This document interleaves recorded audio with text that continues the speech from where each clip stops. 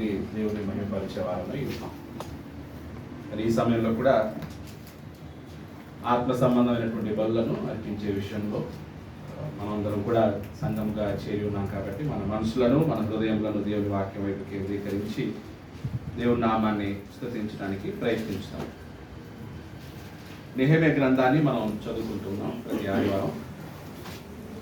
8వ అధ్యాయం 1 నుండి 8 వచనాల వరకు మనము పోయినసారి ఆలోచించాం. పోయిన వారం అక్కడ దేవుడి వాక్యాన్ని వినటానికి వారందరూ ఏక మనస్కులై వారు సమాజముగా కూడినప్పుడు ఎజ్రా, శాస్త్రి అయినటువంటి ఎజ్రా దేవుడి వాక్యాన్ని ఏం చేశారనమాట, చదివి వినిపించాడు. అప్పుడు గ్రహించుటకు శక్తి గల స్త్రీ పురుషులందరూ కూడా ఆ ధర్మశాస్త్రాన్ని ఏం చేశారన్నమాట, విన్నారు, ఆలకించారు. ఆ ధర్మశాస్త్రాన్ని కూడా చాలా స్పష్టముగా చదివి వినిపించారు, అర్థం చేసుకునేటట్లు తెలియజేశారు, దాని తాత్పర్యం చెప్పారు. సో కాబట్టి వారు సంపూర్ణంగా వాక్యం వాళ్ళకి ఎంతవరకు వెళ్ళాలో, ఎలా వెళ్ళాలో అలా బోధించడం జరిగింది.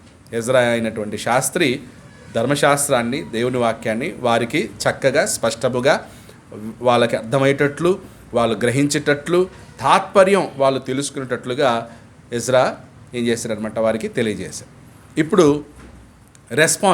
వాళ్ళ రెస్పాన్స్ ఎలా ఉంది అంటే, ఇంత స్పష్టంగా వాక్యం చెప్పిన తర్వాత వాళ్ళ యొక్క రెస్పాన్స్ ఎలా ఉందో మనం చూసినట్లయితే 9 నుండి 11 వచనాల వరకు, 8వ అధ్యాయం 9 నుండి 11 వరకు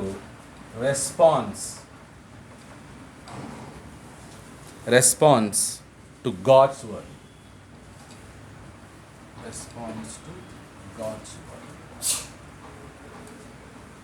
దేవుని వాక్యాన్ని విన్న తర్వాత వారి స్పందన, రెస్పాన్స్ ఎలా ఉంది, ఎలా స్పందిస్తున్నారు, ఎలా వాళ్ళ యొక్క రెస్పాన్స్. సో ప్రతిదానికి ఏముంటుంది అనమాట, రెస్పాన్స్ ఉంటుంది. సో మనం చెప్తే for every action there will be a reaction. Action ఉంటే ఏముంటుంది, రియాక్షన్ ముందా, యాక్షన్ ముందా. సో రియాక్షన్ వచ్చిందంటే దాని అర్థం ఏంటి, యాక్షన్ ఆల్రెడీ జరిగింది. ఊరికే రియాక్షన్ రాదు.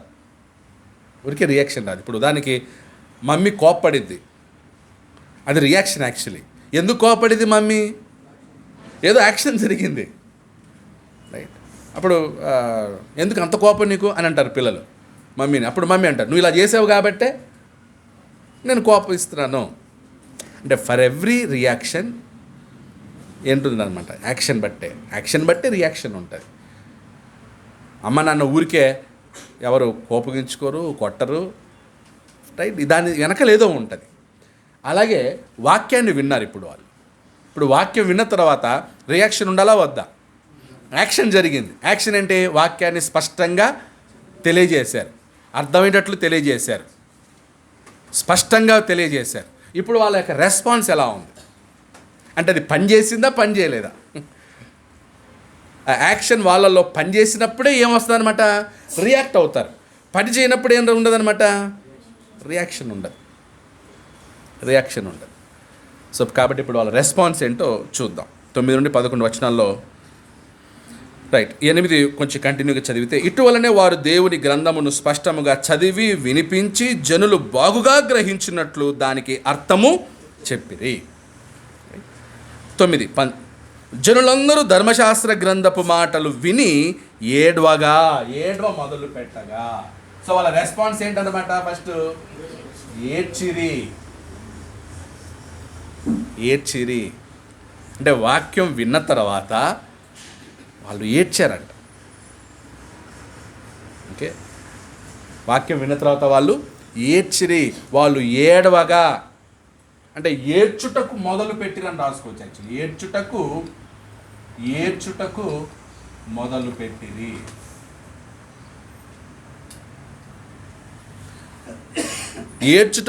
పెట్టిరి. అంటే వాక్యం విన్నాక వాళ్ళు ఏడ్చారంటే ఏం జరిగింది,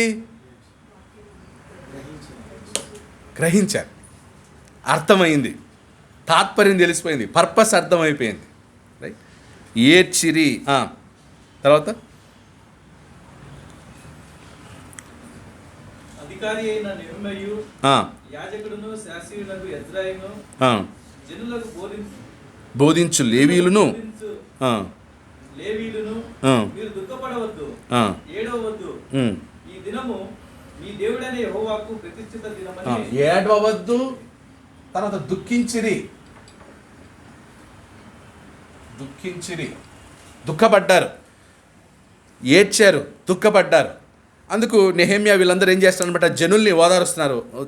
ఏడవద్దండి, దుఃఖపడొద్దండి. రైట్. తర్వాత మరియు అతడు వారితో ఇట్లా నేను ఉమ్, పదండి, ఉమ్. కొద్దిన మాంసము భక్షించుడి, ఉమ్, మధురమైన దాని పానము చేయుడి. ఉమ్, ఇది వరకు తమ కొరకు ఏమీ సిద్ధము చేసుకొనని వారికి ఉమ్, వంతులు పంపించుడి. ఉమ్, ఎలయనగా ఈ దినమున మన ప్రభువునకు ప్రతిష్ఠితమాయెను. ఉమ్, మీరు దుఃఖపడకుడి, ఉమ్. యెహోవా యందు ఆనందించుట వలన మీరు బలముందురు. మీరు దుఃఖపడుకుడి, యెహోవా వలన. ఇక్కడ ఒకసారి ఏడ్చారు, దుఃఖించారంటే ఏం జరిగింది? మారు మనస్సు వాళ్ళలో ఏం కలిగింది అనమాట? మారు మనస్సు. మారు మనస్సు మారు మనసు లేకపోతే ఏడవరు, మారు మనసు లేకపోతే దుఃఖించరు. ఒక వాక్యం విన్నాక ఒకటి మారు మనసన్నా జరుగుతుంది, లేదా కఠినులన్నా అవుతారు. రెండు రెస్పాన్సులు ఉంటాయి. వాక్యం విన్న తర్వాత మారు మనసన్నా పొందుతారు, లేకపోతే వ్యతిరేకులన్నా అవుతారు. ఇప్పుడు వీళ్ళు వ్యతిరేకులు అయ్యారా? వాక్యం విన్నాక మారు మనసు పొందారా? వాక్యం విన్నాక ఎప్పుడు ఏ రెస్పాన్స్ రావాలి? వ్యతిరేకత రాకూడదు, వ్యతిరేకించకూడదు, విభేదించకూడదు, లేదా అంగీకరించకుండా త్రోసివేయకూడదు వాక్యాన్ని విన్న తర్వాత ఏం రావాలన్నమాట? మొదటి కొరింథీయులకు రాసిన పత్రికలో, కొరింథీయులకు రాసినటువంటి రెండవ పత్రిక,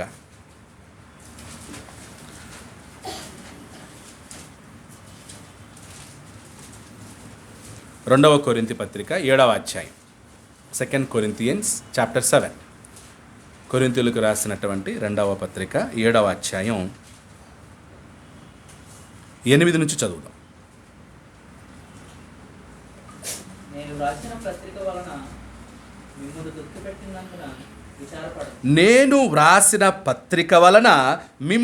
దుఃఖపెట్టినందున విచారపడను.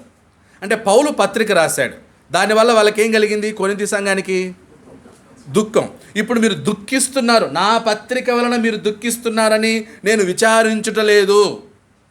నా పత్రిక మీకేం కలుగజేసింది? దుఃఖం కలుగజేసింది. దానికి నేనేం చేయట్లేదు. ఎందుకు?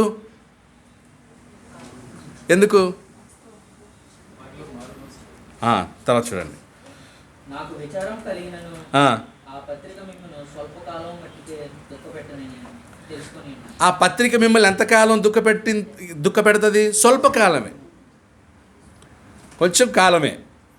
అంటే ఆ పత్రిక మిమ్మల్ని ఎంతవరకు దుఃఖపెడుతుంది? మీరు మారు మనసు పొందేంత వరకు ఆ పత్రిక మిమ్మల్ని దుఃఖపెడుతూనే ఉంటుంది. మారు మనసు పొందాక ఇంకా అది ఏముండదు అన్నమాట, దుఃఖం. మారు మనసు పొందేంత వరకు ఆ పత్రిక మిమ్మల్ని దుఃఖపరుస్తూనే ఉంటుంది. అంటే పౌలు ఆ పత్రికలు ఏం రాశాడనమాట? వాళ్ళ తప్పుల్ని మెన్షన్ చేశాడు, వాళ్ళు దేవునికి ఎలా దూరం అయ్యారో మెన్షన్ చేశాడు, వాళ్ళు ఎలా దేవునికి వ్యతిరేకంగా బ్రతుకుతున్నారో చెప్పాడు. దాంతో వాళ్ళకి ఏమనిపించింది అనమాట? బాధపడ్డారు, దుఃఖపడుతున్నారు. దానికి పౌలు ఏమంటాడు? నేను మీరు దుఃఖిస్తున్నారని విచారించడం లేదు, మీరు మారు మనసు పొందేంత వరకు ఆ పత్రిక వల్ల మీకేం కలుగుతూ ఉంటుంది? దుఃఖం వస్తూనే ఉంటుంది, దుఃఖం కలుగుతూనే ఉంటుంది. మీరు దుఃఖపడితిరని సంతోషించడం లేదు కానీ మీరు దుఃఖపడి మారు మనసు పొందితిరని ఇప్పుడు సంతోషించుచున్నాను. అంటే ఆ పత్రిక వల్ల మీరు దుఃఖపడ్డారు, దానికి నేను సంతోషించడం లేదు. ఇలాగే కావాలి మీకు, నా పత్రిక మిమ్మల్ని దుఃఖపరుస్తుంది కాబట్టి ఇలాగే కావాలని సంతోషించడం లేదు. అంటే మీరు దుఃఖిస్తే నాకెందుకు సంతోషం? ఎందుకట? ఏలైనగా అక్కడ మీరు దుఃఖపడి మారు మనసు పొందితిరని ఇప్పుడు సంతోషించుచున్నాను. సో నా సంతోషం ఎప్పుడు? పత్రిక రాసినందుకు కాదు, మీరు దుఃఖపడినప్పుడు కాదు. నాకు సంతోషం ఎప్పుడైంది? మీరు సో మారు మనసు పొందాక ఏముండాలి?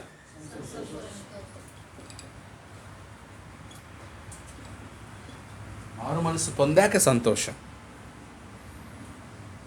ఓకే, సంతోషానికి ముందు మారు మనసు జరగాలి.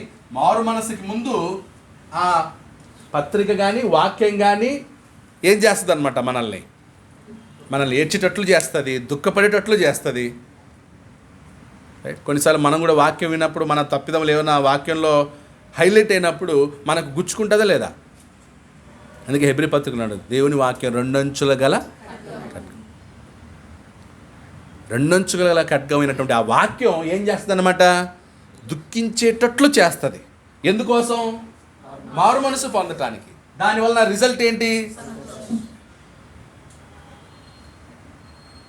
తర్వాత ఏలయనగా ఏ విషయములోనైనను మా వలన మీరు నష్టము పొందకుండుటకై దైవ చిత్తానుసారముగా దుఃఖపడితిరి. సో దుఃఖము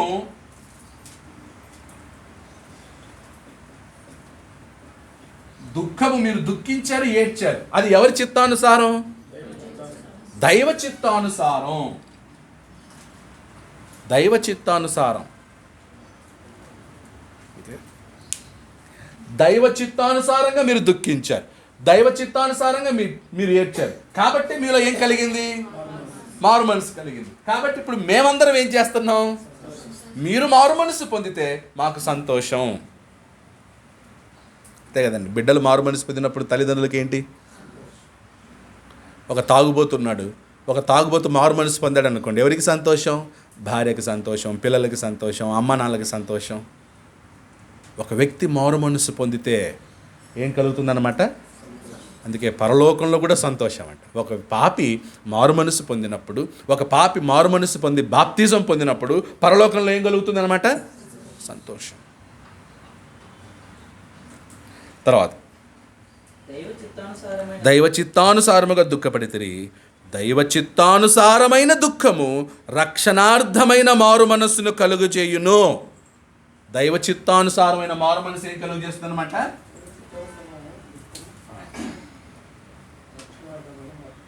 రక్షణార్థమైనది. అంటే నీ మారు మనసుకు అర్థం ఉంది, నువ్వు మారు మనసు పొందటానికి అర్థం ఉంది అని. ఏంటి అర్థం అంటే? రక్షణ.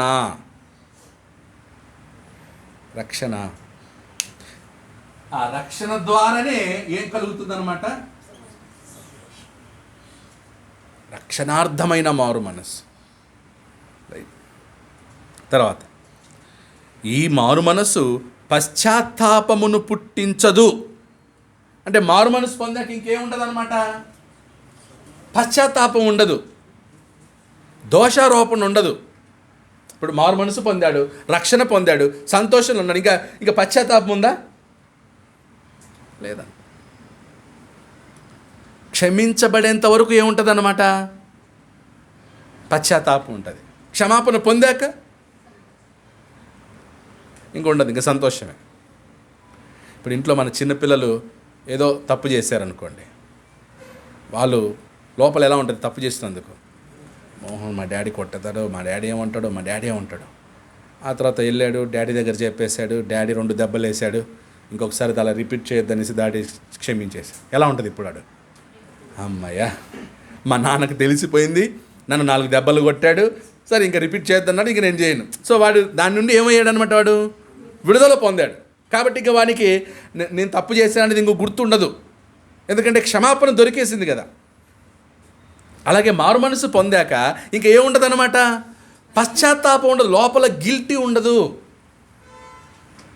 మారు మనసు పొందుతుంది, ఇంక గిల్ట్ ఉండదు. రైట్. అందుకే ఎప్పటి వరకు మనలో ఆ గిల్ట్ ఉంటుంది? ఒప్పుకునేంత వరకు, కన్ఫెస్ చేసేంత వరకు, క్షమాపణ అడిగేంత వరకు కూడా ఈ లోపల ఏముంటుంది అనమాట? గిల్ట్ ఉంటుంది. వన్స్ క్షమాపణ దొరికాక అది కొన్నిసార్లు ఉంటాయి కదా, నువ్వు కొడతావేమో కొట్టు, తిడతావేమో తిట్టు, కానీ నేను ఇలా ఉండొద్దు అనే భార్య భర్తలు మాట్లాడుకునేటప్పుడు ఏం చేస్తారనమాట, అలా ఉండొద్దు, కొట్టాలనుకుంటే కొట్టు, నేనేమో తప్పు చేసినాను కొట్టు, కానీ నువ్వు ఇలా ఉండొద్దు అని అంటారు. వన్స్ అదేదో జరిగాక అప్పుడు మళ్ళీ ఏమవుతారనమాట, అమ్మయ్యా. అది చాలా పశ్చాత్తాపం. అంటే మన మనసులు ఎప్పుడు ఎలా ఉండాలి, ఫ్రీగా ఉండాలా లేదా గిల్ట్తో ఉండాలా? ఫ్రీగా ఉండాలి. గిల్ట్ ఉన్నోడు ఆనందంగా, గిల్ట్ ఉన్నోడు ముఖం చూడలేడు. గిల్ట్ ఉన్నోడికి ఏముండదు.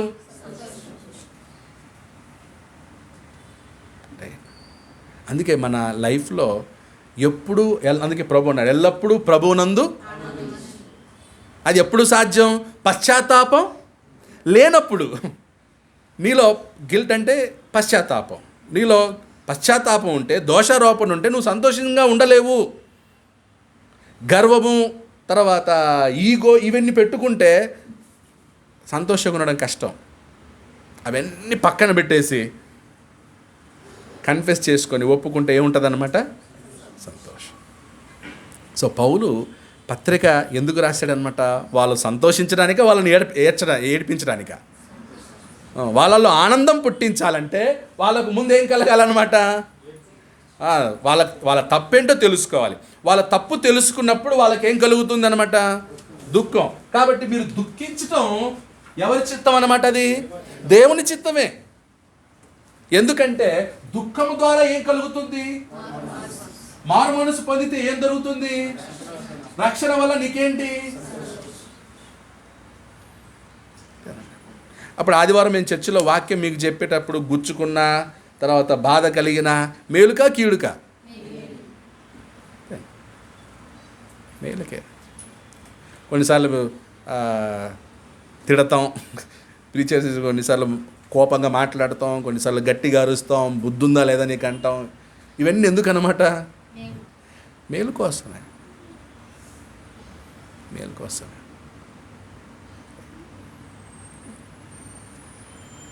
చూడండి 11 వచ్చింది అంత బాగుంది. అయితే ఈ లోక సంబంధమైన దుఃఖము మరణమును, లోక సంబంధమైన దుఃఖం, దైవ చిత్తానుసారమైన దుఃఖం రెండు ఉన్నాయి. లోక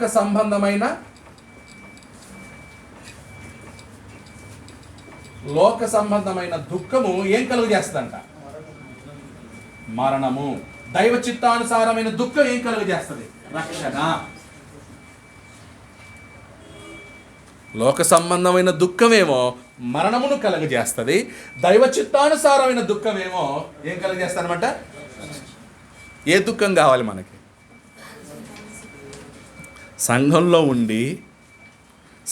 ఉండి చర్చిలో ఉండగా మనం ఒకవేళ వాక్యం ద్వారా మనం దుఃఖపడినా, పెద్దలు మనల్ని ఎవరైనా హెచ్చరించినా దుఃఖపడినా, ఎవరైనా మన మేలు కోసం ఎవరైనా గట్టిగా చెప్పినా, దానివల్ల మనకేం కలుగుతుందనమాట? సంఘం లోపల కలిగే ప్రతి దుఃఖము మనకేం కలుగజేస్తుంది అనమాట? రక్షణ కలుగజేస్తుంది. ఒకళ్ళు నాకు సంఘం వద్దు, ఏమొద్దు, నేను లోకంలో బ్రతుకుతాను, లోకంలో జీవిస్తాను, నాకు లోకమే బాగుంది. అప్పుడు లోకంలో కూడా నీకేం కలుగుతుంది? దుఃఖం కలుగుతుంది. అది ఏం కలుగజేస్తుంది అనమాట?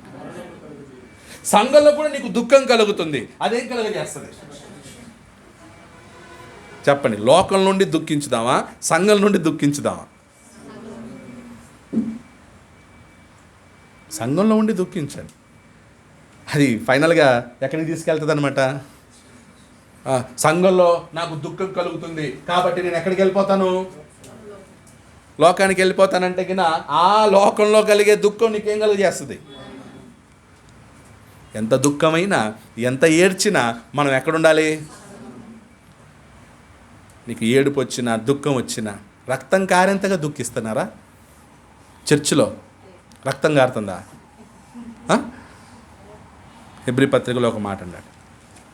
హెబ్రీ పత్రిక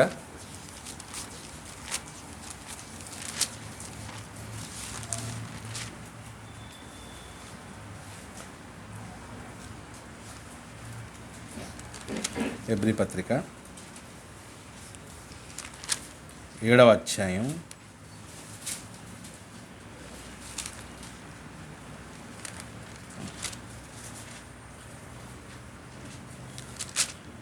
క్షమించండి.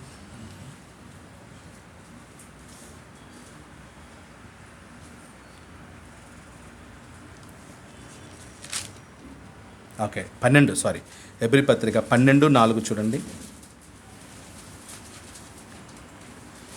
మీరు పాపముతో పోరాడుటలో మ్మ్. రక్తము కారణంతగా ఇంకా దానిని ఎదురింపలేదు. మీరు పాపముతో పోరాడుటలో రక్తము కారునంతగా ఇంకా దానిని ఎదిరింపలేదు. రక్తం కారేంతగా మీరు పాపాన్ని ఏం చేయట్లేదు, ఎదిరించటం లేదు. రైట్. యేసుక్రీస్తు రక్తం కార్చాడు. ఆయన పాపాన్ని ఎదిరించడం ఆయన ఏం కార్చాడు అనమాట, రక్తం కార్చాడు.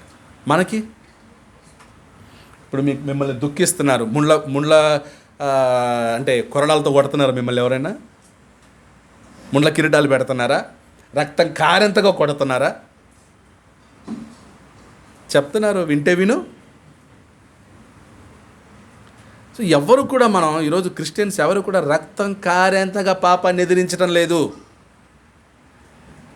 కాబట్టి కంప్లైంట్ చేసేకి అర్హులమే కాదు, అసలు కంప్లైంట్ చేయడానికి అర్హులమే కాదు. ఎందుకంటే రక్తం కార్చడం లేదు, నువ్వు రక్తం కార్చడం లేదు. రక్తం కార్చేంతగా ఎవరైతే సిద్ధంగా ఉంటాడో వాడు యేసు ప్రభుతో సమానుడు అన్నమాట. పౌలు ఏమన్నాడు, యేసు ప్రభువు ఒకవేళ ఆయన పొందదగినటువంటి శ్రమల్లో ఏవైనా మిగిలి ఉన్నట్లయితే దాన్ని నేనేం చేస్తాను, నెరవేరుస్తాను. అంటే రక్తం కార్చడానికి నేను సిద్ధం ఉన్నాడు, రక్తం కార్చడానికి నేను సిద్ధం ఉన్నాడు. రైట్. రేపు మనకి ఎలాంటిదైనా రావచ్చు, వ్యతిరేకతలు ఏవైనా రావచ్చు, ప్రభుత్వం నుంచి రావచ్చు, ఎలాగైనా రావచ్చు. రక్తం కార్చడానికి సిద్ధంగా ఉంటామా, పారిపోతామా? ఇప్పుడు అంటున్నాం సిద్ధమని, అది వస్తే అంతేగా, పిల్లల్ని జల్లలు వేసుకొని సొంత ఊర్లకి వెళ్ళిపోతామేమో. బ్యాక్ కొరింథీ పత్రిక వెళ్దాం. 2 కొరింథీ 8వ అధ్యాయం, 2 కొరింథీ 7వ అధ్యాయం కదా, 11. మనము అయితే లోక సంబంధమైన దుఃఖము మరణమును కలుగచేయి. సో ఎక్కడుండి మనం దుఃఖించాలి, సంఘంలో ఉండే. లోకంలో ఉండి దుఃఖించినట్లయితే ఏం కలుగజేస్తుందన్నమాట, అది మరణం. ఓకే. అప్పుడు సంఘంలో సిస్టర్స్ ఏమైనా ఒకరినొకరు ఏమైనా మనస్పర్ధలు వస్తే దానివల్ల మారు మనసు కలగాలి, రక్షణ కలగాలి, తర్వాత సంతోషం. అంతేనండి. 11. మీరు దేవుని చిత్త ప్రకారము పొందిన ఈ దుఃఖము, అండర్లైన్ చేయండి, మీరు దేవుని చిత్త ప్రకారము పొందిన ఈ దుఃఖం. అంటే మీరు దుఃఖించారంటే అది దేవుని చిత్తమే, దేవుని చిత్తం. యేసు ప్రభువుకి శ్రమలు వచ్చాయి, దేవుని చిత్తం ప్రకారం వచ్చాయి, చిత్తం లేకుండా వచ్చాయా? తండ్రి నీ చిత్తమైతే ఈ పాత్రను నా యొద్ద నుండి, అంటే ఆ పాత్ర ఏంటన్నమాట, శ్రమలు. శ్రమలు అనే పాత్రను తొలగించు నాయనా నీ చిత్తమైతే అన్నాడు. ఇప్పుడు యేసుక్రీస్తు శ్రమలు అనుభవించాలనేది దేవుని చిత్తమా, దేవుని చిత్తం కాదా? కాబట్టి ఇప్పుడు దేవుడు, అయ్యో నా బిడ్డ ఏడుస్తున్నాడు, నా ప్రియకుమారుడు ఈ శ్రమలు తీసేయమంటాడని చెప్పి దేవుడు శ్రమలను తీసేశాడా? దేవుని చిత్తం ఏంటి? యేసుక్రీస్తు శరీరంలో ఆ శ్రమలను ఏం చేయాలి, అనుభవించాలి, రక్తం కార్చాలి. అందుకే రైట్, నీ కుమారుని నలుగొట్టుటకు నీకు ఇష్టమా?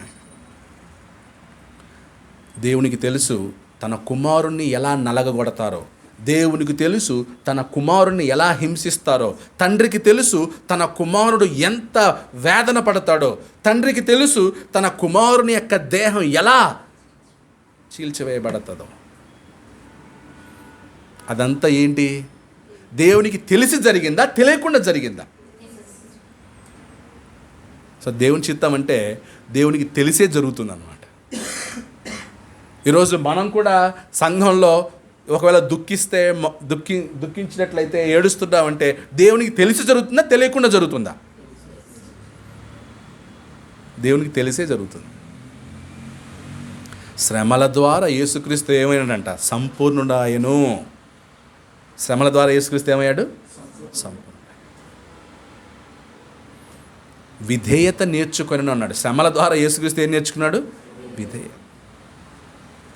కాబట్టి సంఘంలో మనకు శ్రమలు వస్తే, మనకు బాధ కలిగితే, దుఃఖం అయితే, ఏడ్చేటట్టు పరిస్థితులు వస్తే ఏం రావాలి ఫైనల్గా రిజల్ట్? నీకు విధేయత, ఒబీడియంట్. మూర్ఖులు కాకూడదు. ప్రతి ఒక్కరికి సంఘంలో శోధనలు వస్తాయి, ప్రతి ఒక్కరికి సంఘంలో శ్రమలు వస్తాయి, కష్టాలు వస్తాయి, ఇబ్బందులు వస్తాయి, మనసు బాధపడేటట్టు, ఏడ్చేటట్టు. బట్ దానివల్ల ఏం రావాలని దేవుడు కోరుకుంటున్నాడు? ఒబీడియంట్, విధేయత రావాలని దేవుడు ఎదురు చూస్తున్నాడు. విధేయత రాకుండా నువ్వు తిరగబడితే, విధేయత రాకుండా నువ్వు లోకంలోకి వెళ్ళిపోతే, విధేయుడు కాకుండా నువ్వు సంఘానికి దూరం అయితే, విధేయుడు కాకుండా కఠినుడవైతే ఏం యూజ్? ఇంకా అసలు ప్రయోజనం ఏంటి? ఇంతంతా దేవుని చిత్తం. కాబట్టి మనం దుఃఖించడం దేవుని చిత్తం. దుఃఖించడం దేవుని చిత్తం. ఈ పాఠం అర్థం అవ్వడానికి వయసు కావాలి. ఈ పాఠం అర్థం అవ్వాలంటే అనుభవం కావాలి. ఈ పాఠం అర్థం అవ్వాలంటే ప్రేమ అంటే ఏంటో రుచి చూసి ఉండాలన్నమాట. రైట్. చాలా డీప్ అండి. క్రిస్టియానిటీ అదేదో జస్ట్ టీవీలో చూపించేంత ఈజీ కాదు. ఒక పబ్లిక్ మీటింగ్కి వెళ్ళిపోయి, గ్రౌండ్లో పెట్టేసి ఒక మీటింగ్కి వెళ్ళిపోయి అక్కడ ఏదో ఉపవాస ప్రార్థనలు ఉండేంత ఈజీ కాదు. ప్రాక్టికల్ ఇది. ఈ స్టాండర్డ్ మంది క్రిస్టియన్స్ యొక్క స్టాండర్డ్ ఇది.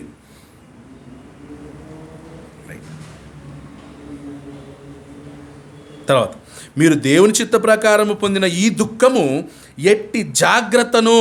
సో దైవ చిత్తానుసారమైన దుఃఖము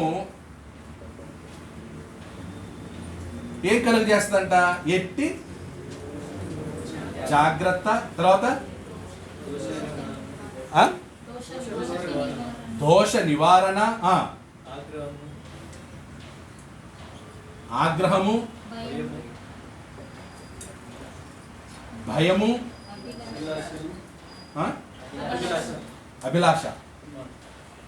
అభిలాషను, ఆసక్తిని, ప్రతిదండనను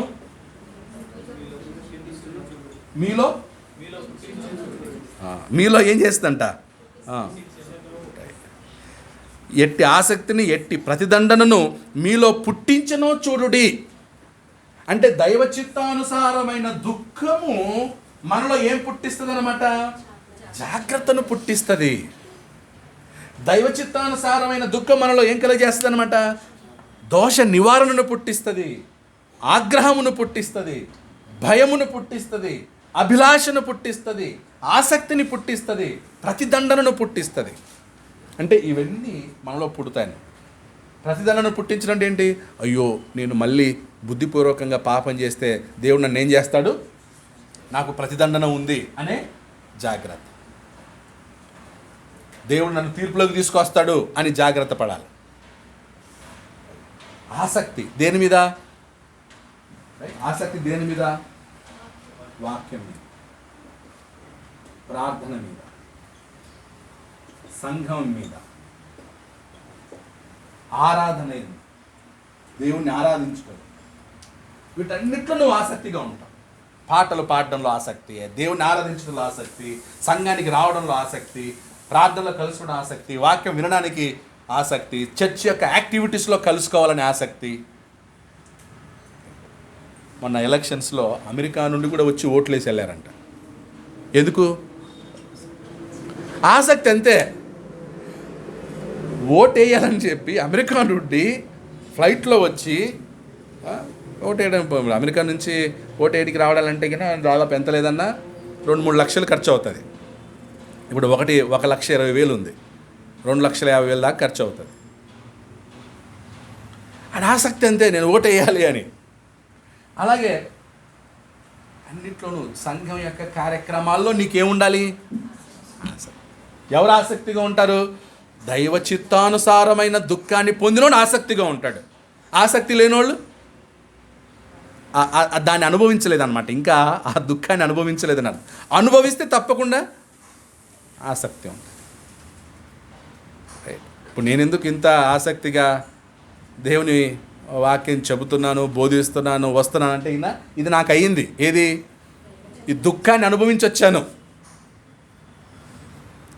ఆ దుఃఖాన్ని ఎక్స్పీరియన్స్ అయ్యి వచ్చాం.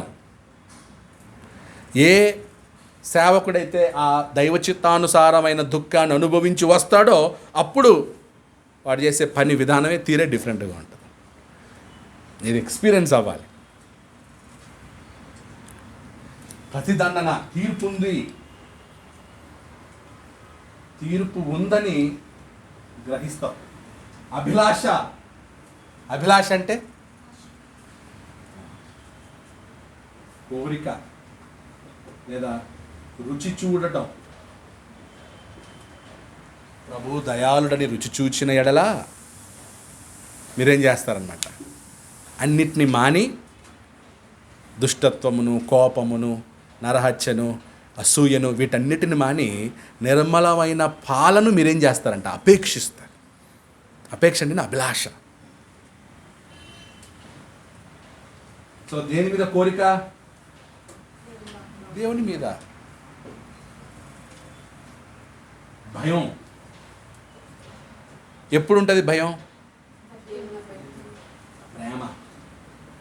కరెక్ట్గా అర్థం చేసుకుంటే కొంచెం మెచ్యూర్గా ప్రేమ ఉన్నోడు భయపడతాడు. ప్రేమ ఉన్నోడు భయపడతాడు. ఓకే. కొన్నిసార్లు భర్త వేరే ఊరు వెళ్ళాడు, కానీ భయంతోనే వెళ్తున్నాడు. ఎందుకు? ఏమవుతుందో, నేను లేను కదా, నేను లేని టైంలో పిల్లలు ఎలా ఉంటారో, నేను లేని టైంలో వాళ్ళు స్కూల్కి ఎలా వెళ్తారో, నేను లేని టైంలో రోడ్ ఎలా దాటుతారో, నేను లేని టైంలో ఏమో ఈ భయం ఉంటుంది అనమాట. దాని అర్థం ఏంటనమాట? ప్రేమ.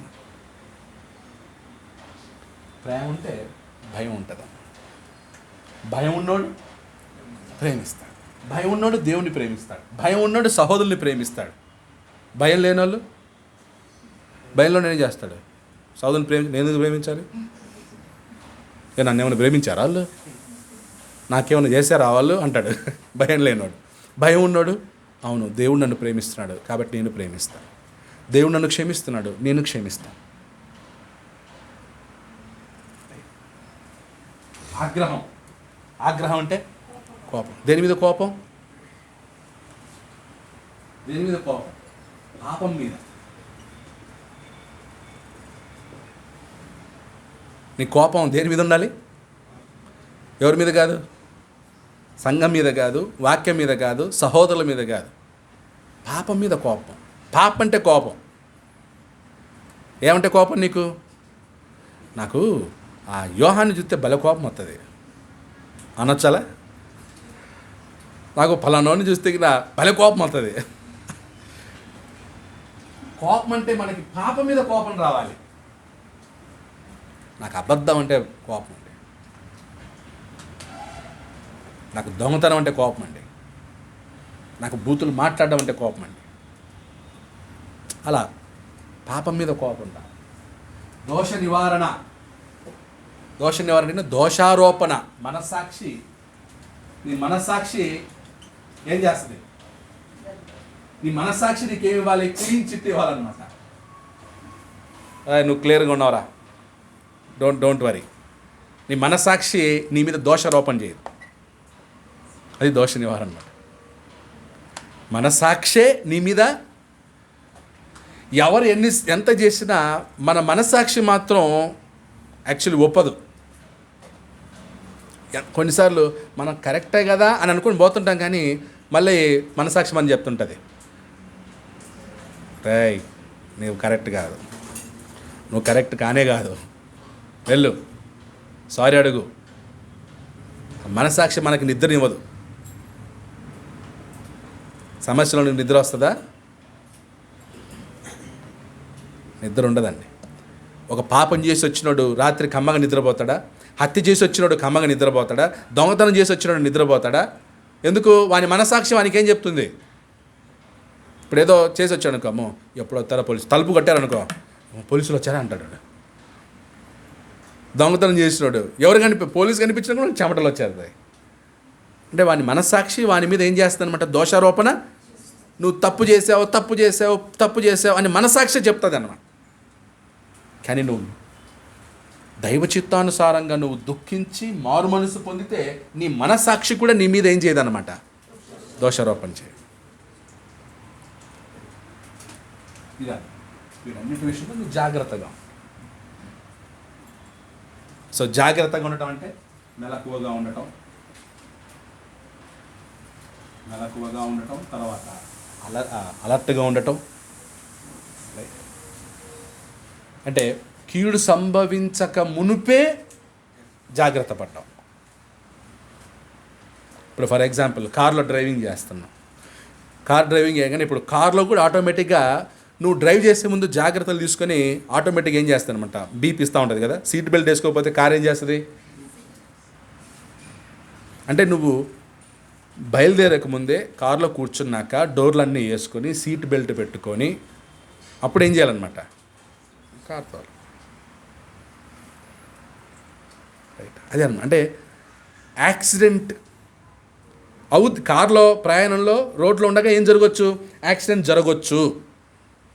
యాక్సిడెంట్ జరిగినప్పుడు నువ్వు సీట్ బెల్ట్ పెట్టుకుంటే కొంచెం ఏమవుతుందన్నమాట, ప్రమాదం నుంచి తప్పించుకోవచ్చు.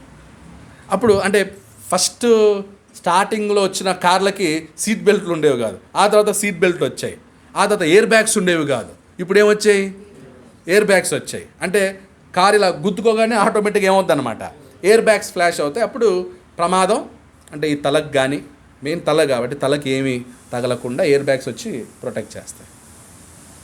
ఎన్ని జాగ్రత్తలు అంటే కారులో ప్రయాణించాలంటే ఇన్ని జాగ్రత్తలు, నువ్వు సావకుండా. రైట్, అప్పుడు మళ్ళీ స్పీడ్ కూడా 80 కిలోమీటర్లకు రాగానే స్పీడ్ బీప్ ఇస్తుంది అనమాట. ఏంది 80-80 కిలోమీటర్ స్పీడ్ వెళ్తున్నావు చాలు ఇంకా అని అర్థం. కొంతమంది 100కి పెట్టుకుంటారు స్పీడ్, 100లో అలర్ట్ ఇస్తుంది. ఓ కీ 100 వెళ్ళగానే టీ టీ అనే సౌండ్ ఇస్తుంది. అంటే ఏంటి దాని అర్థం, 100లో వెళ్తున్నావు నువ్వు. 120లో వెళ్ళేసరికి స్పీడ్ కొట్టుకుంటా కే కే కే కే కే కే కే అని అరుగుతుంది అనమాట. అంటే ఏంటి, రే సావడానికి దగ్గర పోతున్నావు, ఏమన్నా ఇవ్వచ్చు అని. అంటే ఒక మనిషి చావకుండా ఉండటానికి ఒక కారులో ఇన్ని జాగ్రత్తలు. అలాగే మనం నరకానికి వెళ్ళకుండడానికి ఏమున్నాయి జాగ్రత్తలు, ఇన్ని జాగ్రత్తలు ఉండాలి.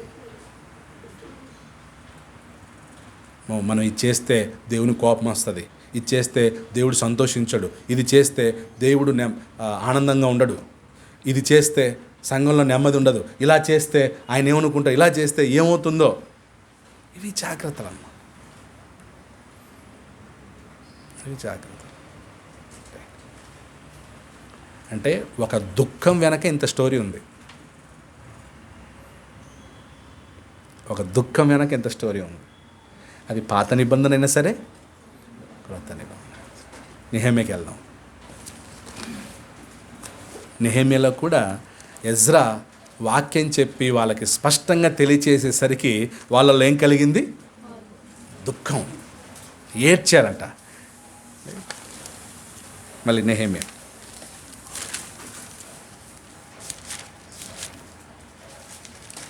8వ అధ్యాయం 9. జనులందరూ ధర్మశాస్త్ర గ్రంథపు మాటలు విని ఏడవ మొదలు పెట్టక అధికారి అయిన నెహెమ్యయు, యాజకుడును, శాస్త్రీయునగు ఎజ్రాయును జనులకు బోధించు లేవీయులను, మీరు దుఃఖపడవద్దు, ఏడవవద్దు, ఈ దినము మీ దేవుడైన యెహోవాకు ప్రతిష్ఠ దినమని జనులతో చెప్పిరి. అంటే నాయకులకు అర్థమైంది వీళ్ళలో ఏమొచ్చిందని. సో మారు మనసు పొందాక ఏమంటాను, ఇంకా చాలు ఏడవడం, మీరు మారు మనసు పొందారు, దేవుడు మిమ్మల్ని క్షమించాడు, మీ తప్పును ఒప్పుకున్నారు, మీ యొక్క మిస్టేక్స్ని ఒప్పుకున్నారు, కాబట్టి ఏడవవద్దు. తర్వాత మరియు అతడు వారితో ఇట్లనెను, పదండి, క్రొవ్విన మాంసము భక్షించుడి, మధురమైన దాన్ని పానము చేయుడి, ఇది వరకు తమ కొరకు ఏమీ సిద్ధము చేసి కొనని వారికి వంతులు పంపించుడి, ఏలయనగా ఈ దినము మన ప్రభువునకు ప్రతిష్ఠితమాయను, మీరు దుఃఖపడుకుడి, యెహోవా యందు ఆనందించుట వలన మీరు బలమొందుదురు. యెహోవా యందు, అక్కడ ఒక ఇంపార్టెంట్ మాట, యెహోవా యందు ఆనందించుట వలన మీరేం చేస్తారంట? మీరు బలమొందుదురు. సో ఎక్కడుంది బలం? యెహోవా యందు ఆనందించుటలో.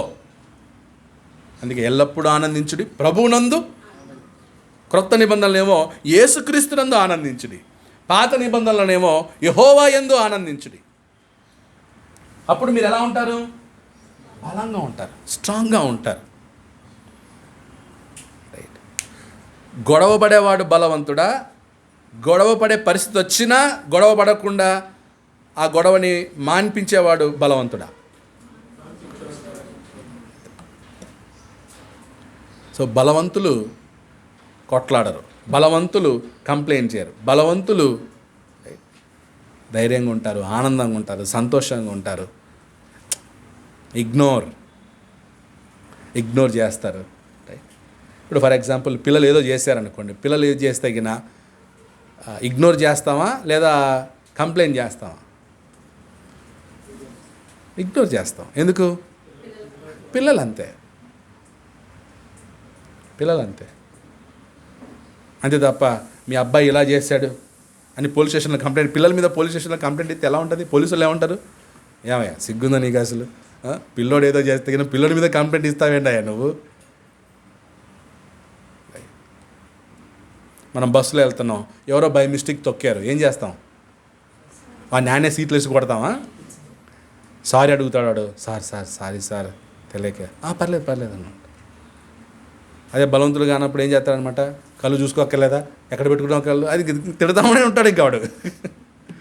అదే పాపం బై మిస్టేక్ దొక్కి ఉంటాడు, అయిపోయింది సారీ. చర్చిలు కూడా అంతే, ఏదన్నా కొన్ని బై మిస్టేక్లు జరుగుతూ ఉంటాయి, ఏం చేయాలి ఇప్పుడు దాన్ని? అంతే, ఇగ్నోర్ అంతే. ఆ స్టేజ్కి వెళ్ళాలి, రైట్. యెహోవా యందు ఆనందించేవారు ఎలా ఉంటారు? బలం అందుతారు. డబ్బులో బలమా? కొంతమంది డబ్బులో బలం అనుకుంటారు, బంధుత్వంలో బలం అనుకుంటారు, రాజకీయంలో బలం అనుకుంటారు, లోకంలో బలం అనుకుంటారు, ఆస్తులుంటే బలం అనుకుంటారు. అసలైన బలం ఏది? యెహోవా యందు ఆనందించేవాడు ఎప్పుడు ఎలా ఉంటాడనమాట? బలంగానే ఉంటాడు, స్ట్రాంగ్గా ఉంటాడు. దావీదు బలం ఎందులో ఉంది? యెహోవా యందు ఆనందించు. ఏ బలంతో కొట్టాడు గోలియాతుని? ఏ బలంతో సింహాన్ని చంపాడు? ఏ బలంతో ఎలుగుబంటిని చంపాడు? సంసోను కానీ వీళ్ళందరికీ బలం ఎవరన్నమాట? యెహోవా దేవుడు.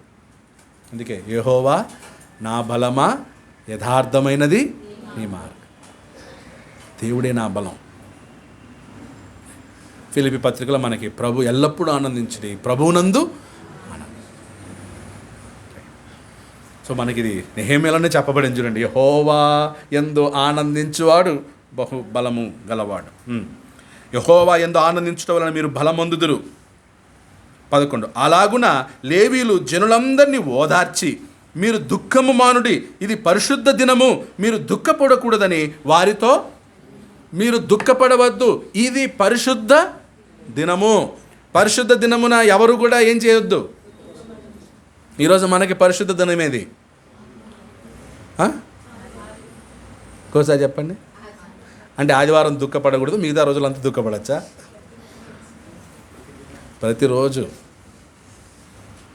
ప్రతిరోజు మనం దుఃఖపడకుండా ఉండాలి. అంటే ప్రత్యేకంగా ఆదివారం అనుకోండి, ఆదివారం వచ్చేటప్పుడు ఎలా రావాలి? సంతోషంగా, ఆనందంగా. అంటే ఆదివారం మనం వచ్చేది కొట్లాడుకోవడానికి కాదు, తిట్టుకోవడానికి కాదు, అరుచుకోవడానికి కాదు, ఎవరు బలవంతులో, ఎవరి పని ఏంటో ఇది చేయడానికి కాదు. ఆదివారం మనం వచ్చేది ఆనందంగా, సంతోషంగా దేవుణ్ణి ఏం చేయడానికి? మనము దుఃఖపడకూడదు, మనం ఇతరులని దుఃఖపరచు. అంతే. 12 అంటే ఇప్పుడు వాక్యం విన్నారు, ప్రాసెస్ చూడండి, సిస్టమ్. వాక్యం విన్నారు, దానివల్ల దుఃఖించారు, ఏడ్చారు, దానివల్ల మారు మనసు పొందారు, దానివల్ల రక్షణ వచ్చింది, దానివల్ల సంతోషం వచ్చింది, దానివల్ల వాళ్ళు ఏమయ్యారు? ప్రభు యెహోవా యందు ఆనందించారు. అప్పుడు వాళ్ళు ఏమంటారంటే ఇక క్రొవ్విన మాంసము తినుడి అంటే భుజించుడి, భోజనము చేసిరి అంటే ఇన్ని అయిన తర్వాత ఏంటనమాట. కానీ చాలాసార్లు ఇవేమి జరగవు. కానీ ఏది ఫస్ట్ ఉంటుంది?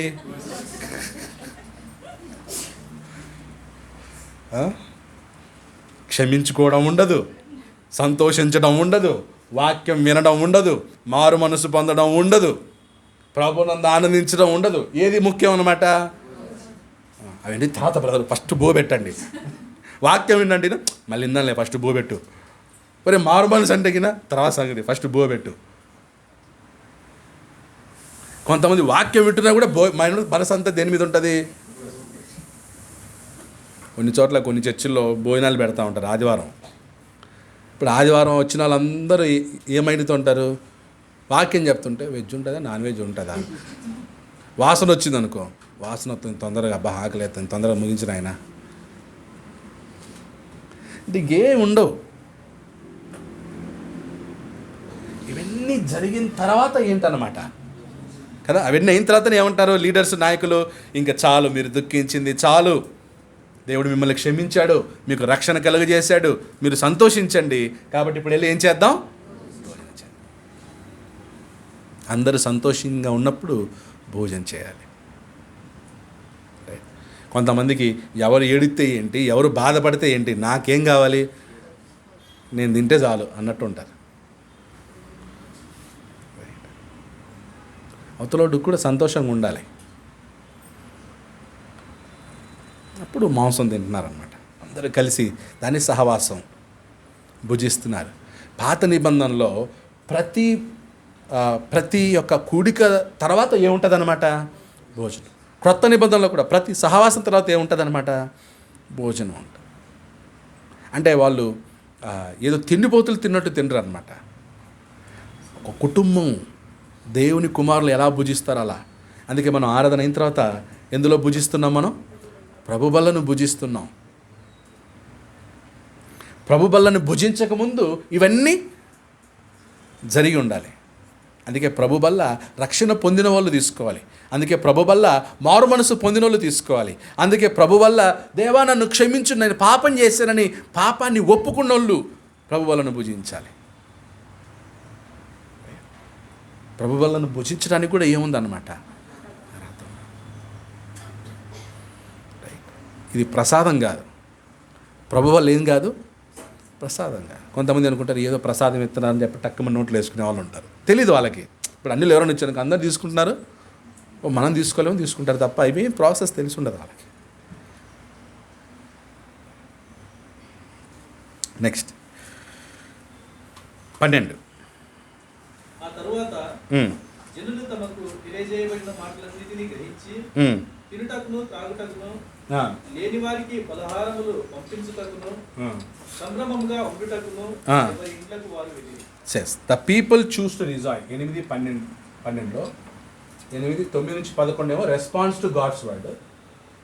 8:12 ఏమో the people choose to rejoice. జనులు ఆనందించుటకు లేదా జనులు ఆనందించిరి.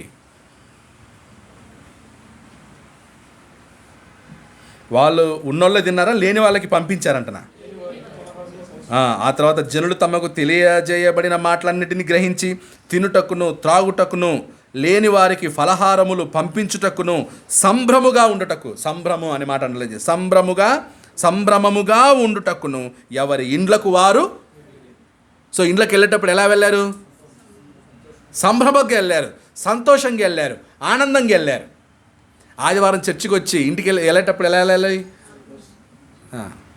అది తప్ప తలగొట్టుకొని గీరుకొని ఏంద్రా మనకి ఎందుకు వచ్చాను చర్చికి అన్నట్లు పోకూడదు. ఎలా వెళ్ళాలి? ఆనందంతో సంతోషంగా వెళ్ళాలి.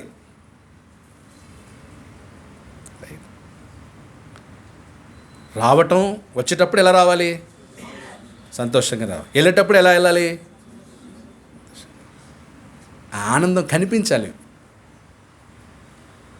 ఆ ముఖం ఆనందంగా కనిపించాలి. రైట్. 13 వచ్చింది. 13 వచ్చింది చదవండి.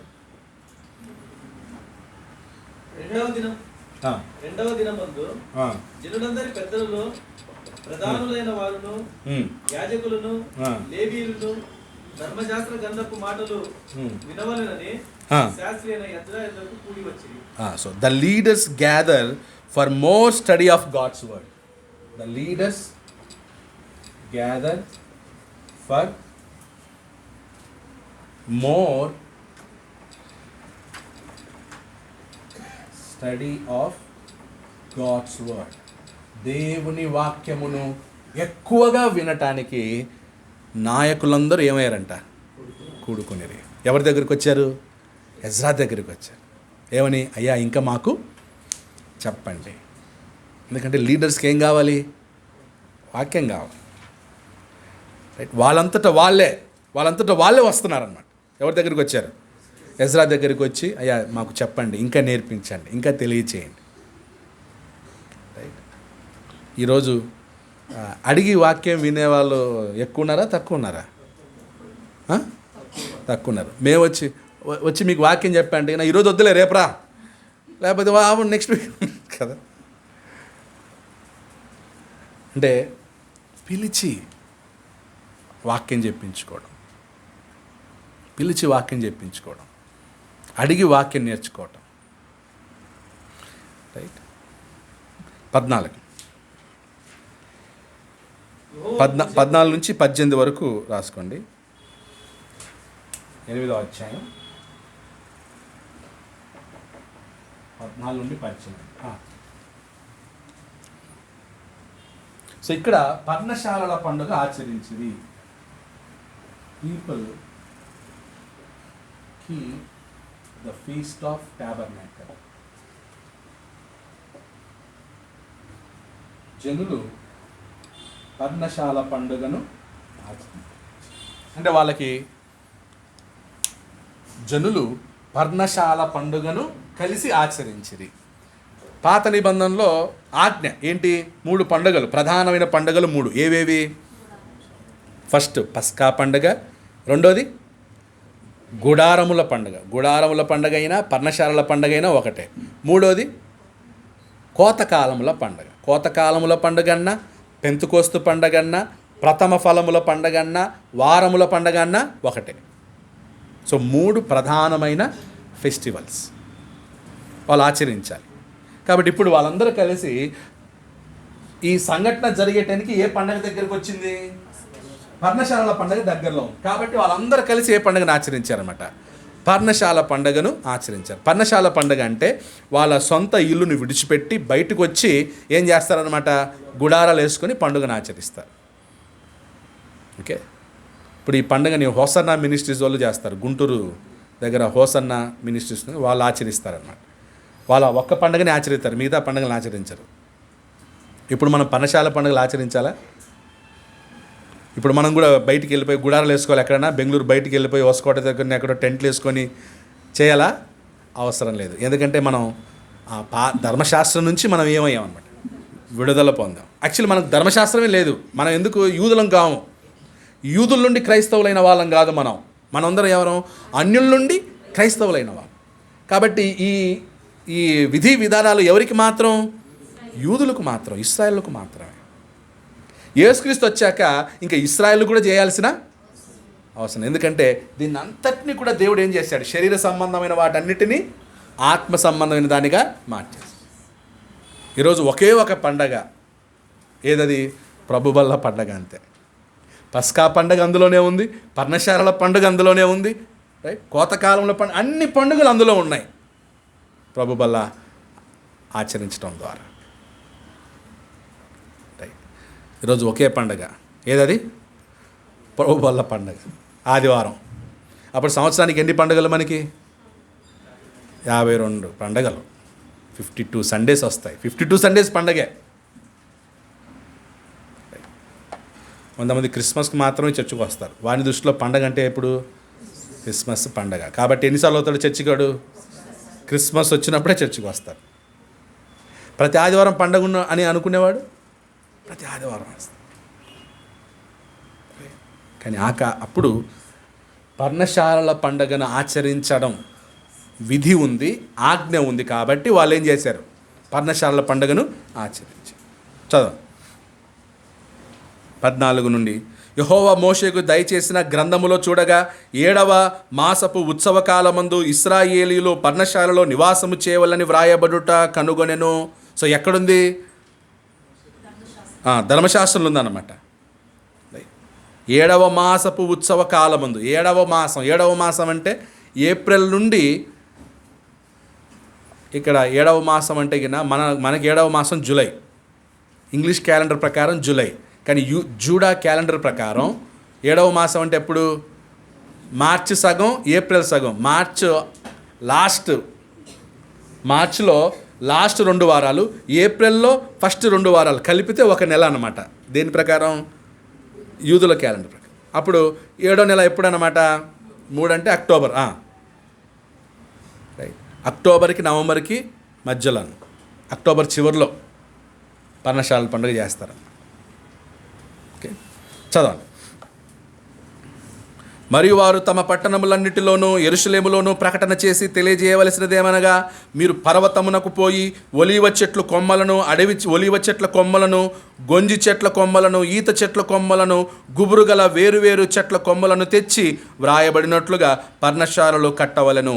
ఆ ప్రకారమే జనులు పోయి కొమ్మలను తెచ్చి జనులందరూ తమ తమ ఇండ్ల మీదను, తమ లోగిళ్లలోను, దేవ మందిరపు ఆవరణములోను, నీటి గుమ్మపు వీధుల్లోను, ఎఫ్రాయిము గుమ్మపు వీధుల్లోను పర్ణశాలలు కట్టుకొనిరి. మరియు చెరలో నుండి తిరిగి వచ్చిన వారి సమూహమును పర్ణశాలలు కట్టుకొని వాటిలో కూర్చుండిరి. నూను కుమారుడైన యెహోషువయు దినములు మొదలుకొని అది వరకు ఇశ్రాయేలీలు అలాగున చేసి ఉండలేదు. అంటే అంత గ్రాండ్గా సెలబ్రేషన్ చేశారు. 70 సంవత్సరాలు బబులోను చెరలో ఉన్నారు. ఈ 70 సంవత్సరాల చెరలో వాళ్ళకేం లేవు? పండగలు లేవు. ఇప్పుడు చెర నుంచి విడుదల పొంది వచ్చాక ఫస్ట్ ఏం చేశారన్నమాట? దేవాలయం కట్టుకున్నారు, ఆరాధన స్టార్ట్ చేశారు, యెరూషలేము గోడలు కట్టేశారు. ఇప్పుడు పర్ణశాల పండుగను ఆచరిస్తున్నారు. అంటే వాళ్ళు చెర ముందు చేసిన పర్ణశాల పండుగ ఇప్పుడు చెర నుంచి వచ్చిన తర్వాత ఈ పండుగను ఆచరిస్తున్నారు.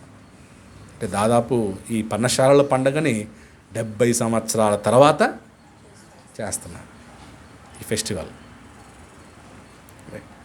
తర్వాత చూడండి. అప్పుడు వారికి బహు సంతోషము పుట్టెను. సో పండగ ద్వారా ఏంటి? సంతోషం. అంతే కదా. పండగలు ఎందుకు చేస్తారు? పండగల ద్వారా సంతోషం ఉంటుంది, అంతే, ఆనందం. సో ఇప్పుడు మనకి సంతోషం ఎప్పుడు? సంవత్సరానికి ఒకసారి, ప్రతి ఆదివారం. ప్రతి ఆదివారం మనకు సంతోషం.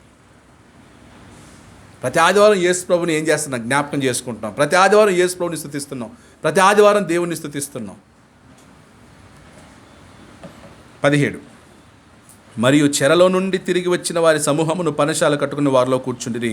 నూను కుమారుడిని యెహోవా దినములు మొదలుకొని అది వరకు ఇశ్రాయేలులు అలాగు చేసి ఉండలేదు. అప్పుడు వారికి బహు సంతోషం పుట్టెను. ఇదియుగాక మొదటి దినము మొదలుకొని కడ దినము వరకు అనుదినము, అండర్లైన్ చేయండి, ఇది గాక మొదటి దినము మొదలుకొని కడ దినము వరకు